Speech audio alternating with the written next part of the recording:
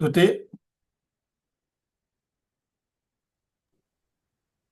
Baik. Jadi sebelumnya saya mau minta maaf karena tidak mengaktifkan kamera. Berhubung karena saya sedang berada di kampung dan jaringan sangat kurang kondusif. Bismillahirrahmanirrahim. Assalamualaikum warahmatullahi wabarakatuh. Selamat malam, teman-teman. Pada kesempatan ini, saya akan memaparkan materi presentasi yang berjudul Perkembangan Islam di Cina.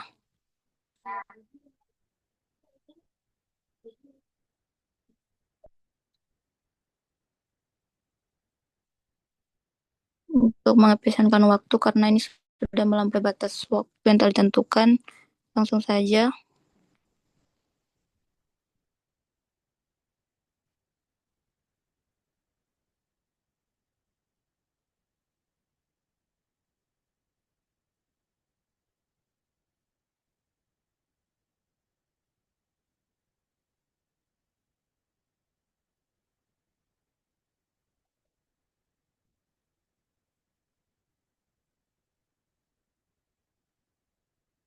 Di Islam merupakan agama universal yang sejak awal kemunculannya berkembang melampaui batas geografis, etnis, dan budaya.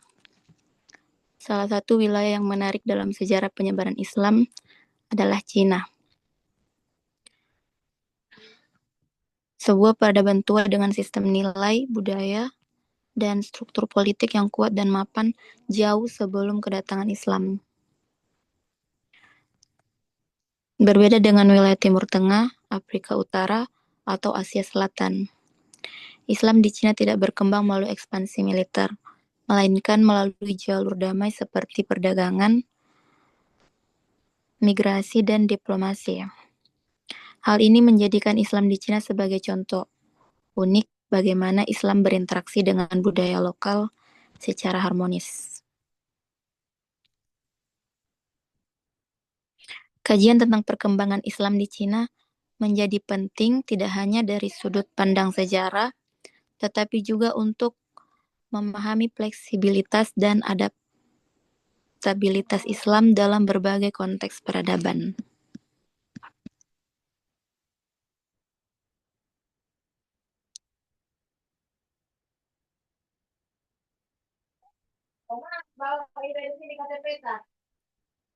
Dari pemaparan latar belakang yang telah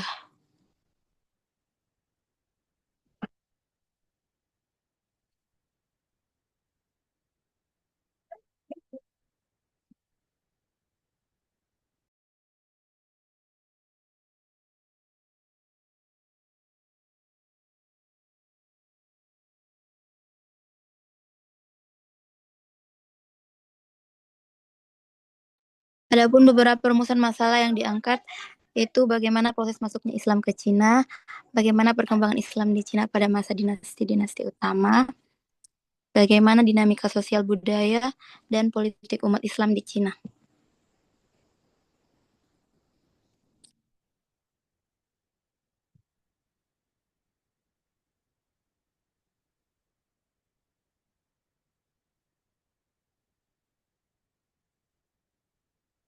Tujuan penulisan makalah ini yaitu menjelaskan sejarah masuknya Islam ke Cina, menganalisis perkembangan Islam dalam lintasan sejarah dinasti Cina, mengkaji interaksi Islam dengan budaya dan kekuasaan Tiongkok. Adapun manfaat penulisan ini diharapkan untuk memperkaya kajian sejarah Islam global dan menjadi rujukan akademik bagi studi Islam di Asia Timur.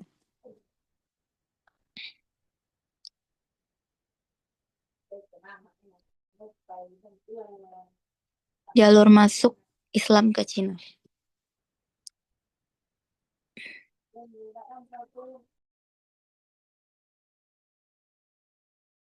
Islam masuk ke Cina pada abad ke-7 Masehi, bertepatan dengan masa dinasti Tang. Proses masuknya Islam berlangsung melalui beberapa jalur utama. Yang pertama yaitu jalur perdagangan laut dan darat. Pedagang Arab dan Persia memainkan peran penting. Jalur maritim melewati Laut Cina Selatan menuju pelabuhan Guangzhou, dan Hangzhou.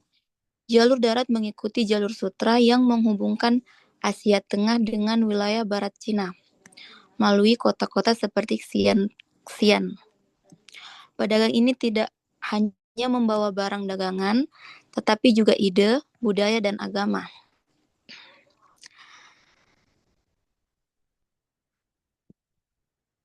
Kedua, jalur diplomasi dan utusan kekhalifahan. Dinasti Tang menerima utusan dari kekhalifahan Islam yang membawa misi diplomatik dan perdagangan. Bukti tertulis menunjukkan adanya surat resmi dari khalifah yang mengatur hubungan perdagangan dan perlindungan bagi komunitas muslim yang menetap di Cina.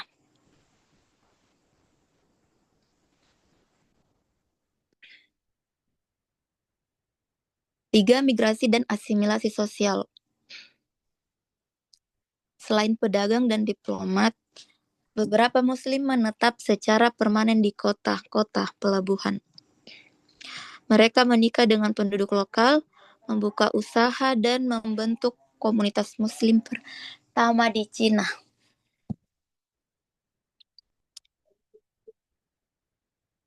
Adapun perkembangan Islam pada masa dinasti Tang, yaitu 618 sampai 907 Masehi. Dimulai dari kehidupan komunitas awal. Komunitas muslim awal terutama menetap di Guangzhou dan Chang'an.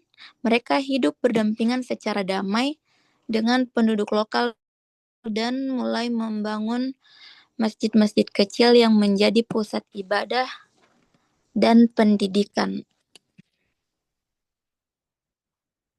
Hubungan dengan kekuasaan dinasti Tang ini dimulai dari Kaisar Tang menerima Muslim sebagai kelompok minoritas yang legal.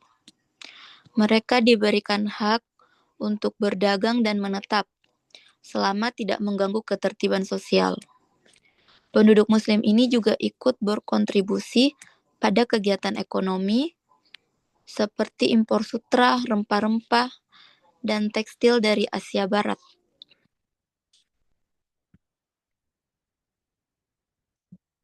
Peran ekonomi dan sosial.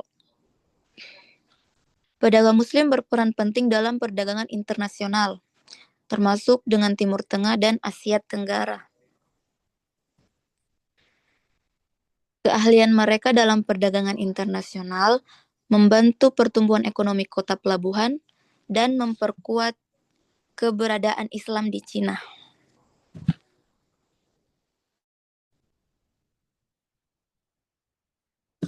Perkembangan Islam pada masa dinasti Song 960 sampai 1279 Masehi.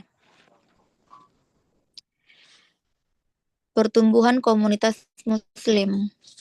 Jadi pada masa Song, populasi Muslim di Cina meningkat.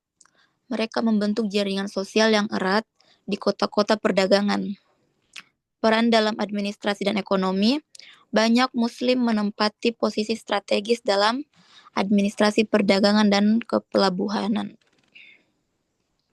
Mereka juga menjadi penasihat dalam urusan pajak dan manajemen logistik, terutama bagi kargo internasional. Integrasi sosial dan budaya. Muslim di Song mengalami proses adaptasi budaya. Mereka tetap mempertahankan praktik keagamaan, tetapi mulai menyesuaikan pakaian, bahasa, dan interaksi sosial sesuai dengan budaya lokal. Perkembangan Islam pada masa dinasti Yuan 1271 sampai 1368 Masehi. Dimulai dari kehadiran Muslim dari Asia Tengah. Dinasti Yuan atau Mongol membawa banyak Muslim dari Asia Tengah sebagai pejabat administratif, insinyur, dan dokter. Posisi ini memperkuat peran Muslim di pemerintahan dan militer. Penyebaran geografisnya yaitu komunitas Muslim menyebar dari pesisir ke pedalaman, termasuk ke Provinsi Sichuan Yunnan, dan Henan. Ini menandai ekspansi populasi Muslim ke seluruh Cina, bukan hanya di kota-kota pelabuhan. Kontribusi dalam ilmu pengetahuan dan militer. Muslim di Yuan dikenal sebagai ahli astronomi, arsitektur, dan teknik militer. Mereka memperkenalkan sistem pengukuran, teknologi irigasi, dan pengetahuan medis dari Asia Barat. Hubungannya dengan pemerintah Mongol, Muslim mendapatkan perlindungan khusus dari Kaisar Mongol. Mereka diizinkan mendirikan masjid, sekolah agama, dan pasar komunitas, sehingga Islam berkembang lebih terstruktur dan terorganisir.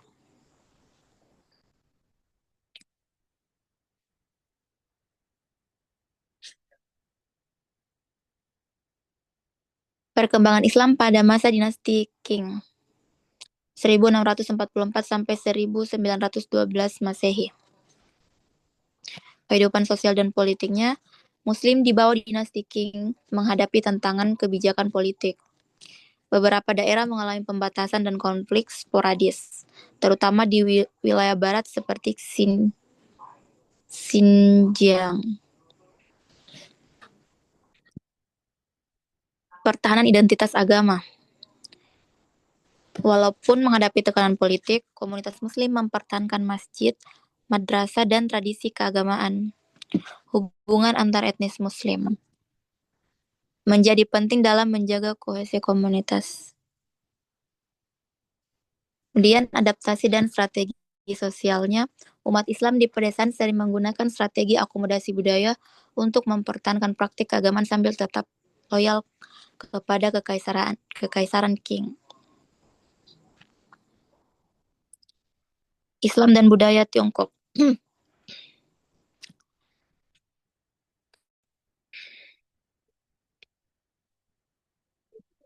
Islam di Cina menyesuaikan diri dengan prinsip Konfusianisme, nilai sosial seperti keharmonisan, penghormatan orang tua, dan etika perdagangan dijadikan jembatan antara agama dan budaya lokal. Selanjutnya seni, arsitektur, dan literatur Islam menunjukkan kombinasi untuk unik antara identitas Muslim dan estetika Tiongkok.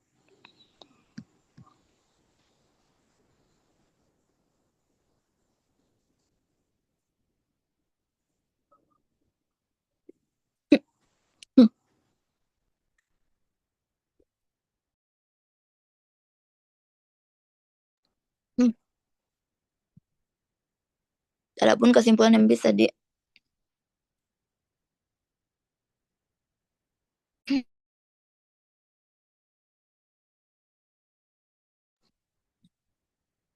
Adapun kesimpulan yang bisa kita ambil dari pemaparan materi ini ialah Islam masuk ke Cina melalui jalur damai, terutama perdagangan dan diplomasi.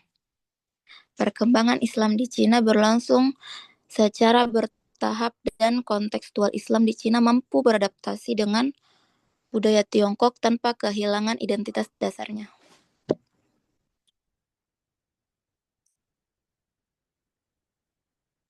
Baik, mungkin itu saja yang bisa saya paparkan pada materi kali ini. Saya kembalikan kepada forum.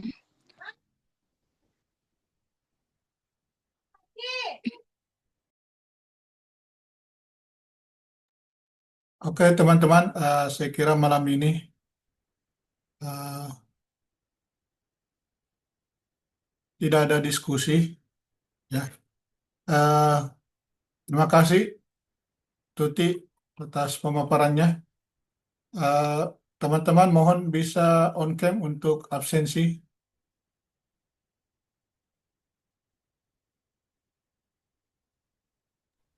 Ada Prof masuk gitu. Assalamualaikum, Prof.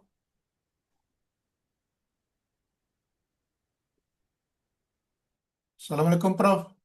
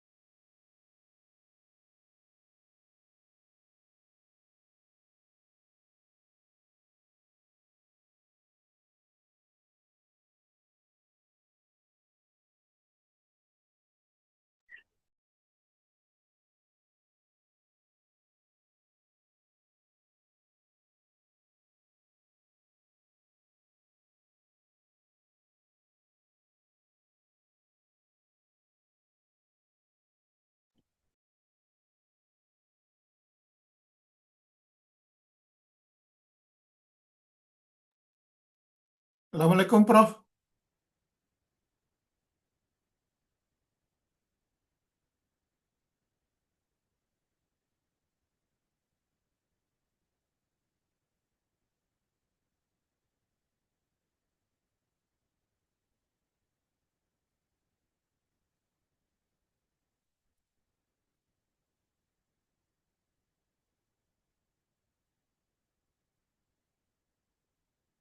Assalamualaikum, Prof.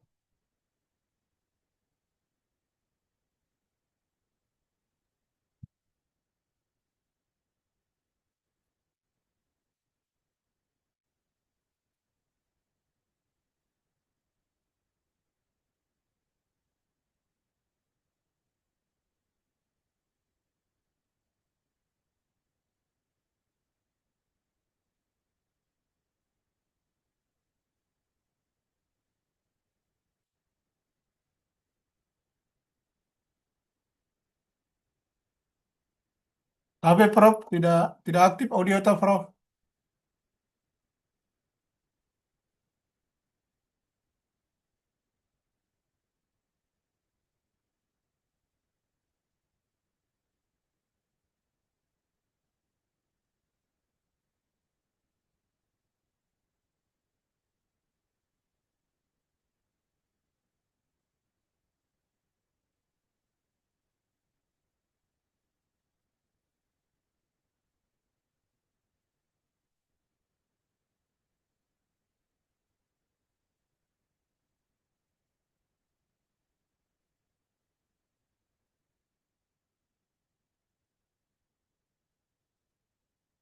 Halo, Tuti.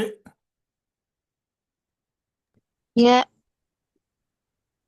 Kalau begitu langsung lanjut saja anunya, diskusinya. ya, ya. Baik, saya kembalikan kepada forum. Apakah ada yang mau bertanya, menanggapi, menambahkan materi yang telah dipaparkan tadi? Ya, silakan teman-teman mengajukan pertanyaan, tanggapan, atau konfirmasi terhadap penyajian makalahnya Saudari Tuti Wahyuni.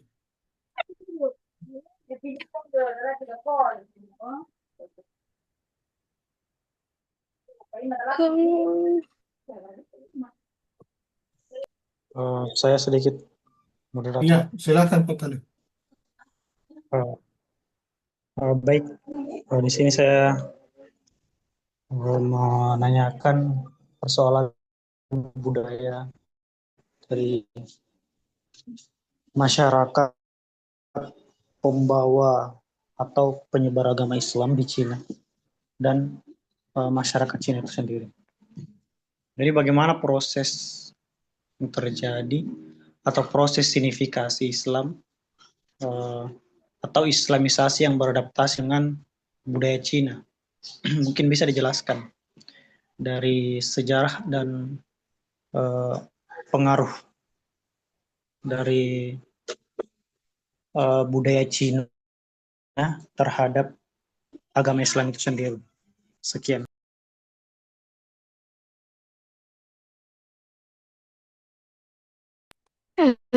Jadi diharapkan untuk teman-teman yang mengajukan pertanyaan untuk bisa mengetik kembali di room chat.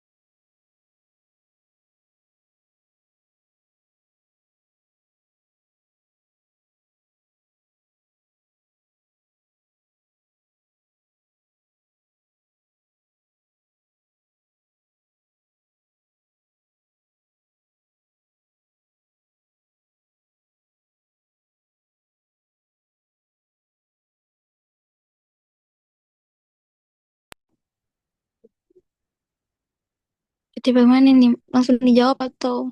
Pertanyaan kedua dari saya. Oh ya, baik, silakan. Pertanyaannya, eh, bagaimana gerakan intelektual Han Kitab pada masa dinasti Ming dan Qing merepresentasikan upaya sinisasi Islam yang bersifat otonom? Bagaimana kemudian para sarjana Muslim seperti Wang Dayu atau Liu Xi melakukan negosiasi epistemologis antara konsep tauhid dengan metafisika neo-konfusianisme, dan sejauh mana adaptasi linguistik ini dapat dianggap bertahan sebagai strategi bertahan hidup sekaligus upaya rekonsiliasi identitas sebagai Muslim sekaligus warga Kekaisaran Cina.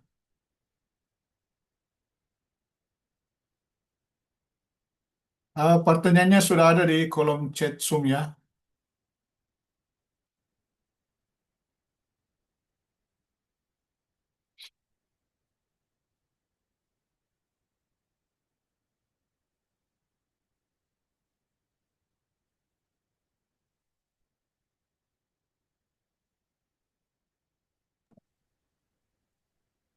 Baik, terima kasih untuk teman-teman yang sudah bertanya. Mungkin saya bisa jawab dulu sebentar, baru lanjut lagi Ya, oke. di kloter. Baik. Jadi saya akan mencoba menjawab pertanyaan dari saudara Abdul Muthalib dengan pertanyaan yang berbunyi seperti ini. Bagaimana proses signifikasi Islam atau Islamisasi yang beradaptasi dengan budaya Cina? Signifikasi Islam atau yang dimaksud dengan bukan Islamisasi dalam arti pemaksaan, di sini adalah proses adaptasi ajaran dan praktik Islam ke dalam konteks budaya, sosial, dan politik Tiongkok tanpa menghilangkan prinsip-prinsip dasar akidah dan syariat. Jadi proses ini berlangsung bertahap, damai dan kultural, terutama sejak abad ke-7 Masehi.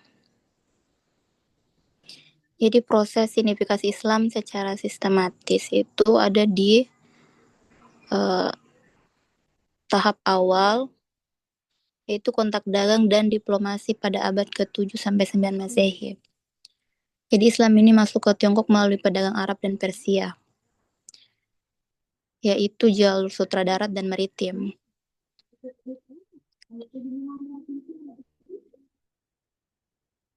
Ciri-ciri tahap ini yaitu Muslim tidak melakukan dakwah yang mengandung konfrontatif atau menetap di komunitas dagang. Selanjutnya menjaga identitas Islam tetapi menghormati struktur sosial di Tiongkok. Jadi di sini dia belum terjadi signifikasi yang penuh.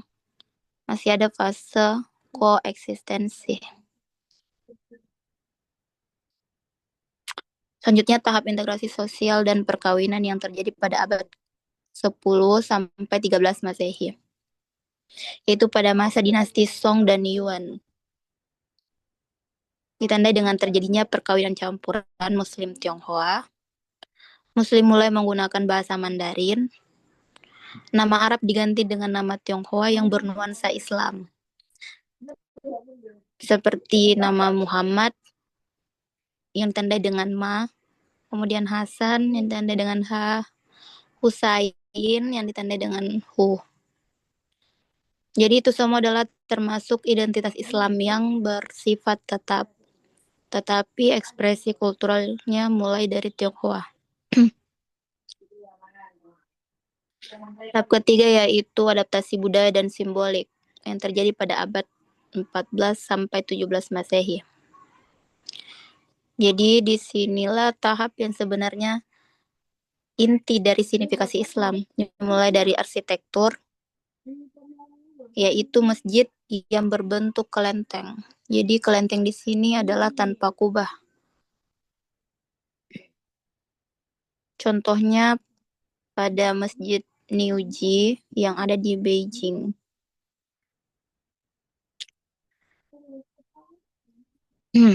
Kemudian pada bahasa dan istilah. Jadi konsep Islam dijelaskan dengan terminologi Konfusianisme. yang dicontohkan dalam bentuk kata Allah, Zenzu, yang artinya Tuhan yang Maha Benar. Kemudian syariat yang berbunyi li, artinya tata moral.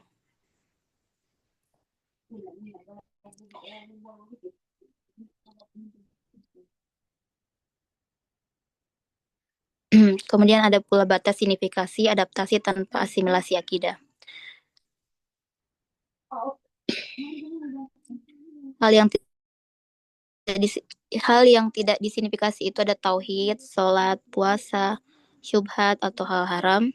Yang disignifikasi itu bahasa, simbol, arsitektur, etika sosial. Jadi yang bisa kita simpulkan atau yang bisa menjadi pegangan bahwa budaya itu menyesuaikan diri dengan Islam, bukan Islam yang berubah akidahnya.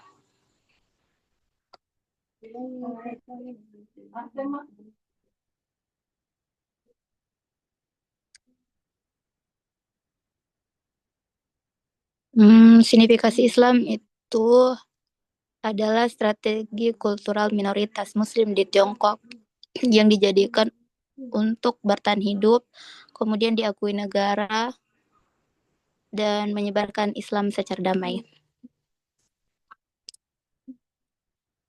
Mungkin itu jawaban dari saya untuk pertanyaan dari Abdul Muthalib, saudara Abdul Muthalib.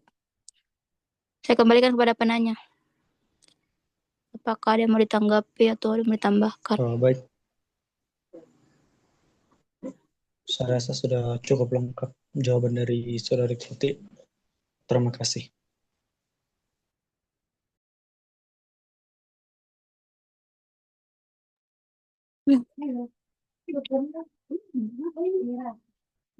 Selanjutnya saya akan mencoba menjawab pertanyaan dari Saudara Muhammad Farid Wajidi.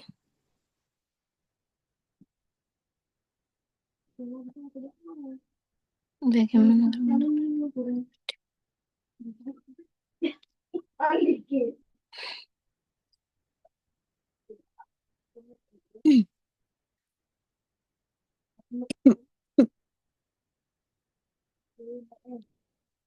Saya baca ulang dulu pertanyaannya.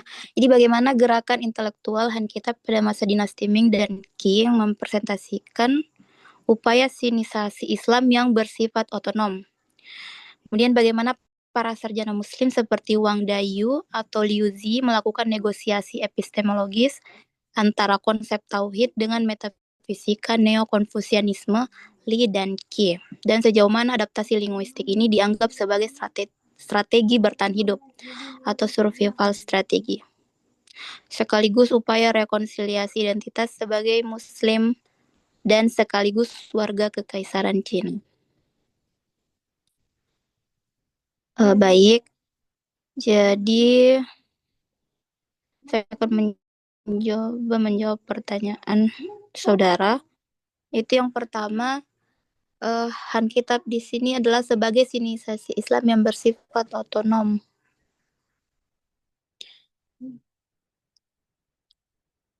Jadi gerakan intelektual Han Kitab pada masa dinasti Ming 1368 sampai 1644 dan Qing 1644 sampai 1912.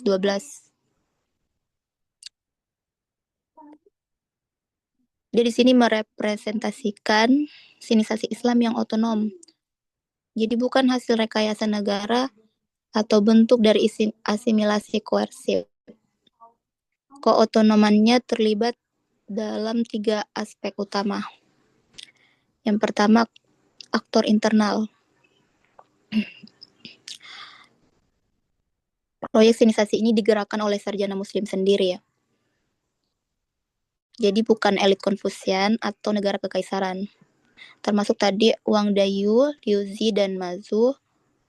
Dia menulis bukan untuk mengkonfusikan Islam, tetapi untuk membela rasionalitas Islam di hadapan kosmologi Tiongkok. Yang kedua, motif defensif intelektual. Alkitab lahir dalam konteks sebagai Muslim yang menjadikannya minoritas religius. Kemudian dia mendominasi epistemologi. Neo-Konfusianisme sebagai state ortodoks. Jadi bisa dikatakan bahwa sinisasi ini merupakan strategi bertahan epistemik atau epistemic survival. Supaya Islam dapat dipahami, diterima, dan tidak dicurigai. Selanjutnya, medium bahasa dan kategori lokal. Penggunaan bahasa Mandarin klasik bukan penyerahan teologis, melainkan strategi translasi konseptual agar Islam dapat berbicara dalam grammar intelektual Tiongkok.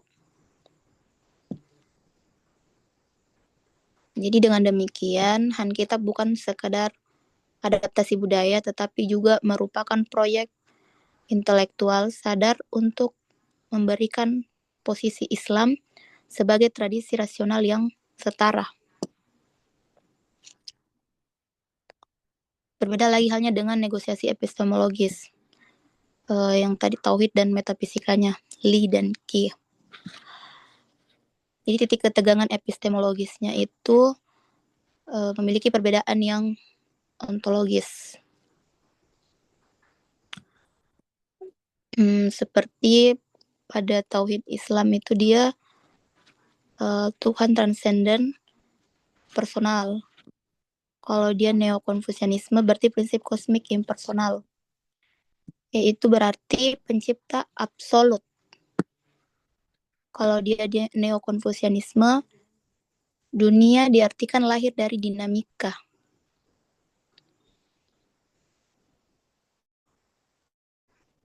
Dan menjadikan, kalau tauhid Islam itu dia menjadikan wahyu sebagai sumber pengetahuan, sedangkan yang tadi neo-konfusianisme itu dia menjadikan moral kosmik sebagai dasar.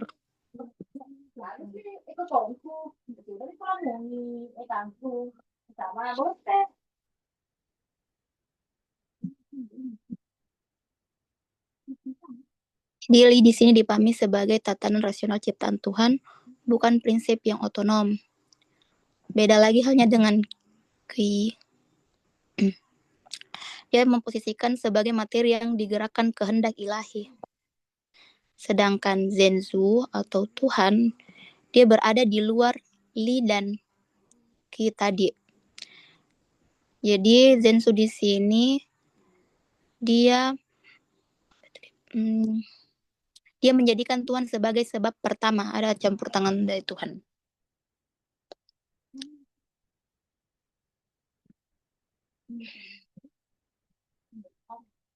Wang Dayu itu menjaga transendensi Tuhan sambil menghindari konflik frontal dengan kosmologi Konfusian. Seperti yang telah dipaparkan tadi perbedaannya.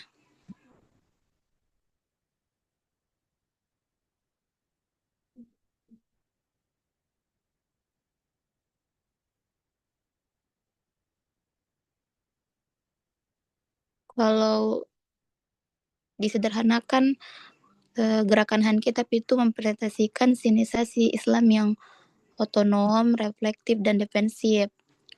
Kemudian negosiasinya antara tauhid Li dan Qi itu dilakukan melalui reinterpretasi seperti yang tadi, bukan penggantian, tetapi melakukan adaptasi linguistik yang seperti strategi survival minoritas, kemudian upaya rekonsiliasi identitas religius dan keluargaan.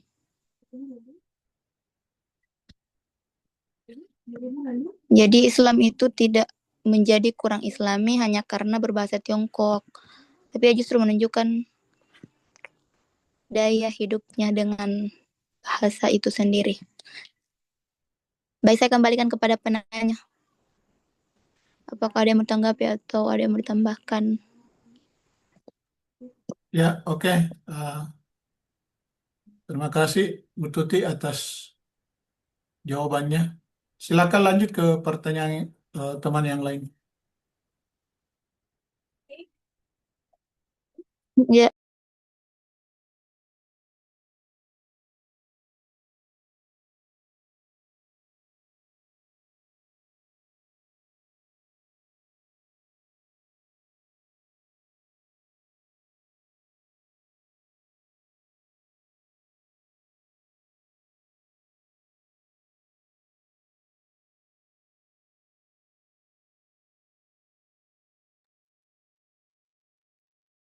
Dari Indah mungkin atau Pak Arjun, Pak Sadino.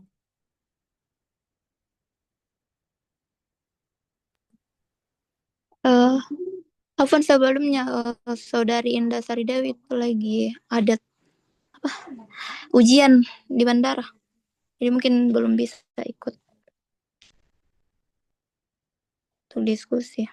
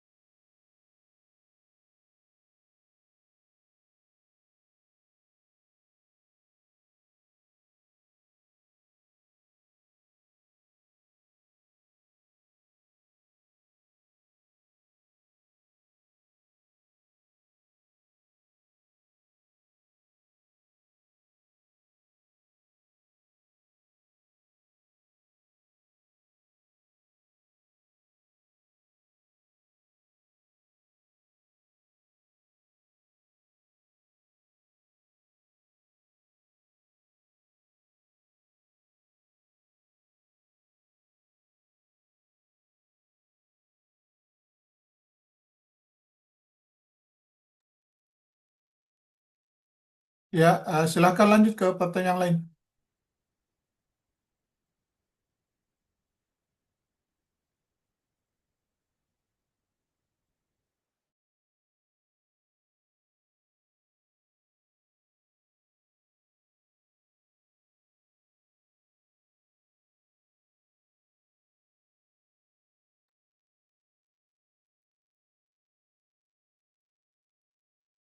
Tuti,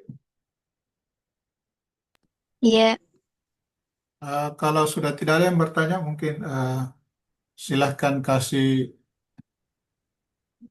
kesimpulan dan kata penutup, baru kita akhiri perkuliahan.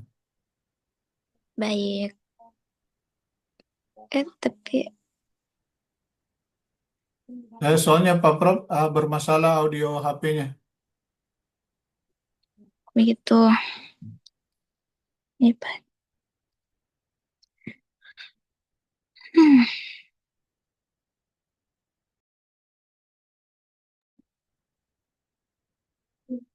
Sebelumnya saya mau berucapkan terima kasih pada teman-teman yang sudah mengajukan pertanyaan. Adapun kesimpulan dari beberapa pertanyaan yang tadi sudah dijawab, yaitu uh, Islam masuk ke Cina itu melalui jalur yang damai, terutama pada perdagangan dan diplomasi. Jadi perkembangan Islam di Cina itu berlangsung secara bertahap, dan kontekstual Islam di Cina itu mampu beradaptasi dengan budaya Tiongkok tanpa kehilangan identitas dasarnya. Seperti juga tadi yang dipertanyakan tentang gerakan intelektual Han Kitab pada masa dinasti Min dan Qing itu menunjukkan bahwa sinisasi Islam merupakan proses otonom, reflektif, dan strategis yang digerakkan oleh sarjana muslim itu sendiri ya, sebagai respon atas posisi Islam sebagai minoritas dalam tatanan epistemologis dan politik kekaisaran Tiongkok pada waktu itu. Baik, mungkin itu saja.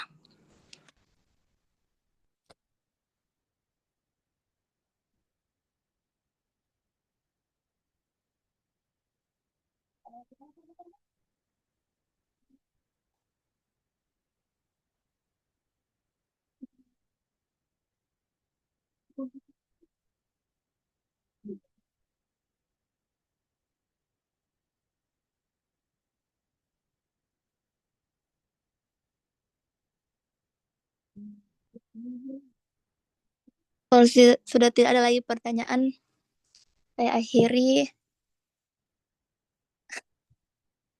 Ya, silakan tutup. Iya.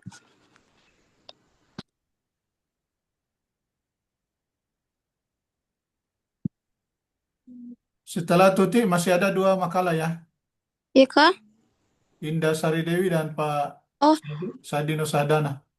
Saudari Indah Maksudnya Sardewi. maksudnya bukan malam ini. Oh, Ya, iya. silakan Tuti tutup.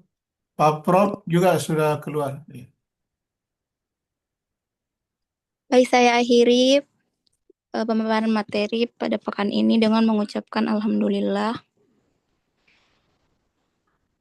Syukran wa Akhir. jazakumullah khair buat semuanya. Wassalamualaikum warahmatullahi wabarakatuh. Waalaikumsalam.